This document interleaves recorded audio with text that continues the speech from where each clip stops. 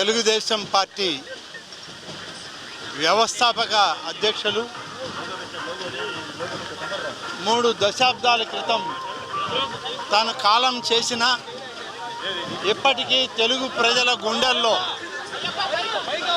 స్వర్గీయ శ్రీ నందమూరి తారక రామారావు వారు ఇవాల్టికి ప్రతి ఒక్క గుండెలో ఆయన మెరుస్తూనే ఉన్నాడు. ఆయన అందరినీ కలుస్తూనే ఉన్నాడు. తెలుగు వాళ్ళకి ఆరాధ్య నాయకుడు శ్రీ ఎన్టీ రామారావు గారు 3 దశాబ్దాల క్రితం ఆయన కాలం చేసిన ఇవాల్టికి తెలుగు ప్రజల యొక్క గుండెల్లో చెరగని ముద్ర వేసినటువంటి మహాపురుషుడు, మహానటుడు, ప్రజాసేవకుడు, ప్రజల కోసం తప్పించి ప్రజల కోసమే తన జీవితాన్ని త్యాగం చేసినటువంటి ఒక పుణ్య పురుషుని యొక్క విగ్రహాన్ని ఇవాళ ఆవిష్కరించేటువంటి ఒక మహద్భాగ్యం ఇవాళ మా జన్మ సార్థకమైంది. పూర్వజన్మ సుకృతమని అనుకుంటున్నాను. ఇవాళ స్థానిక శాసనసభ్యులు శ్రీ జనార్దన్ గారు, పార్లమెంటు సభ్యులు మాగుంట శ్రీనివాసరెడ్డి గారు, జిల్లా పార్టీ అధ్యక్షులు ఉగ్ర నరసింహారెడ్డి గారు, అలాగే మా సోదర మంత్రివర్యులు బాలస్వామి గారు అందరం కలిసి ఇక్కడ ఉన్నటువంటి శ్రేణులంతా ఈరోజు ఎన్టీఆర్ విగ్రహాన్ని పునఃప్రతిష్ఠ చేసుకోవడం అనేటువంటిది ఇదంతా ఒక గొప్ప మా అందరికీ మంచి అవకాశం.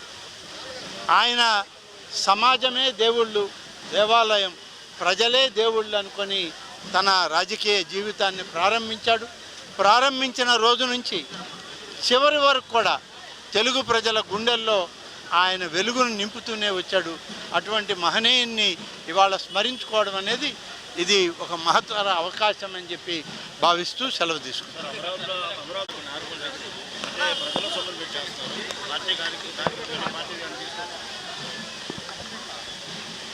మీకు ఇప్పటికే తెలుగుదేశం పార్టీ కేంద్ర కార్యాలయం, అలాగే మా యువ నాయకుడు శ్రీ నారా లోకేష్ గారు, పార్టీ అధ్యక్షులు శ్రీ పల్లా శ్రీనివాసరావు గారు దానికి సంపూర్ణ వివరం ఇవ్వడం జరిగింది. ప్రభుత్వ నిధులతో ఎన్టీఆర్ విగ్రహం పెట్టాల్సినటువంటి ఆవశ్యకత లేదు. ఈ దేశంలో కాదు, ఈ ప్రపంచంలో ఉన్నటువంటి ప్రతి తెలుగువారు ఒక్కొక్కరు ఒక్కొక్క రూపాయి ఇచ్చినా కొన్ని వేల కోట్ల రూపాయలు ఆయన విగ్రహ ప్రతిష్టకి ఇవాళ చేరుతుంది. కాబట్టి ఇవాళ కొన్ని శక్తులు, కొన్ని రాజకీయ పార్టీలు ఒక బురద చల్లాలని ప్రయత్నం చేస్తున్నారు.